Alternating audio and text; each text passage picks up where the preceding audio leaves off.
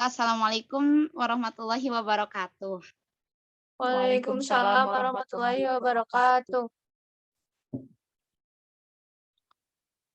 Nah, teman-teman, kali ini kan kita akan mendiskusikan mengenai PTA, yang mana dari problem-problem yang dihadapi PTA itu ada 8 poin.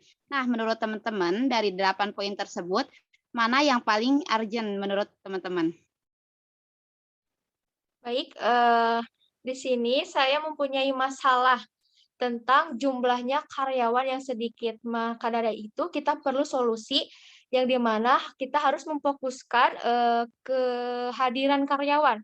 Nah, setiap karyawan ini pasti pernah mengalami masalah sulit sehingga membutuhkan libur saat bekerja di luar hari libur, yang tentunya misalnya sakit atau keadaan mendesak lainnya.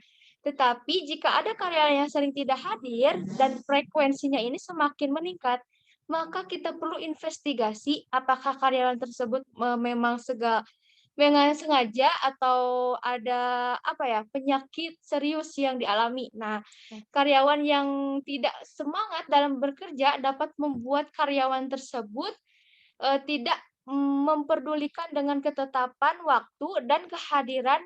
Hal ini kemungkinan dikarenakan karyawan tersebut terlalu banyak bekerja atau ada hal lainnya perlu dipastikan secara detail.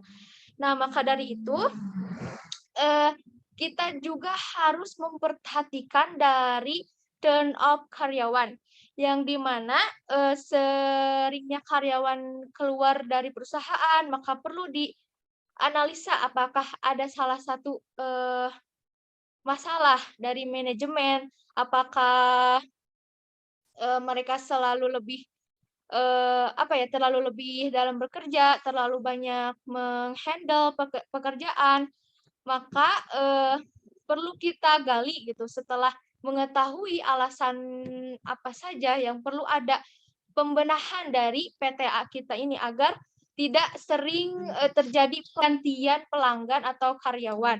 Nah, setelah itu, setelah kita mengetahui, maka dapat mengetahui bagaimana cara mengatur jumlah karyawan untuk menyeimbangkan jumlah pelanggan karyawan. Yang yang di mana, karyawan akan bahagia jika, membuat pelanggan juga bahagia sehingga dapat, meningkatkan kualitas penjualan yang diberikan. Saya rasa cukup dari masalah jumlah karyawan yang sedikit. Dan setelah itu mungkin dari rekan-rekan juga, apakah ada masalah juga? Hmm, bagaimana kalau menurut Teresti gitu, pendapat Teresti? Menurut saya, di PTA ini, sering terjadinya, pemborosan, bahan baku. Mengurangi pemborosan, merupakan tujuan utama dari Lean Manufaktur, yakni praktik, manufaktur yang mempertimbangkan segala, pengeluaran sumber daya yang ada untuk mendapatkan nilai ekonomis.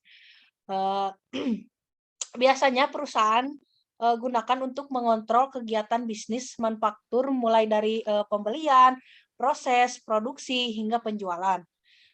Tetapi, ada juga beberapa cara efektif lain yang dapat, produsen lakukan untuk, merampingkan pengeluaran mereka. Contohnya, 1, mengidentifikasi area yang menyebabkan pemborosan. Eee, Segala sesuatu yang tidak memberikan nilai bagi pelanggan dan menyumbangkan keuntungan bagi bisnis, namun menguras banyak, biaya dapat terkategorikan sebagai pemborosan. Lalu yang kedua, kelola persediaan secara efisien untuk mengurangi pemborosan. Manajemen persediaan yang efisien artinya tidak menyimpan stok barang, secara berlebihan ya. Sehingga mengurangi resiko barang yang cacat, rusak, dan tidak layak diproduksi atau dijual. Lalu, yang ketiga, kurangi penggunaan material untuk kemasan demi mengurangi pemborosan. Dan yang keempat, buat jadwal pemeliharaan secara rutin, atau periksa kondisi mesin dan peralatan manufaktur, secara rutin. Lalu yang terakhir, yang kelima, tingkatkan penggunaan sistem otomatis. Mungkin berpikir bahwa berinvestasi pada software bukan solusi yang tepat untuk mengurangi pemborosan, karena tetap memerlukan biaya yang tidak sedikit untuk mengimplementasikannya.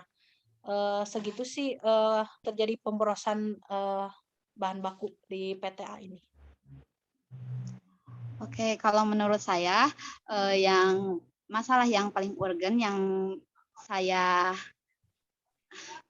kalau menurut pendapat saya, masalah yang paling urgen di antara 8 ini, yaitu yang sering terjadi kesalahan produksi dan baru diketahui ketika barang akan dikirim.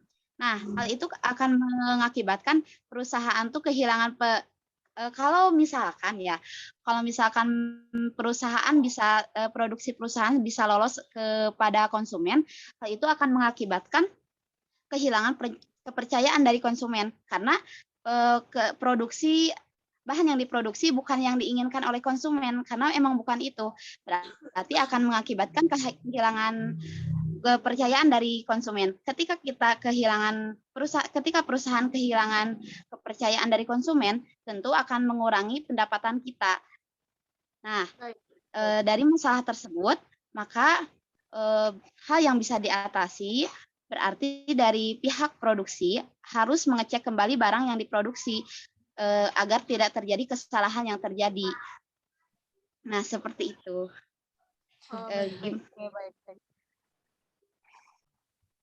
Oke, baik teman-teman. Jadi dari hasil diskusi yang kita diskusikan hari ini, mungkin akan dicatat ya, ntar dicatat. Nah, kita simpulkan dari ketiga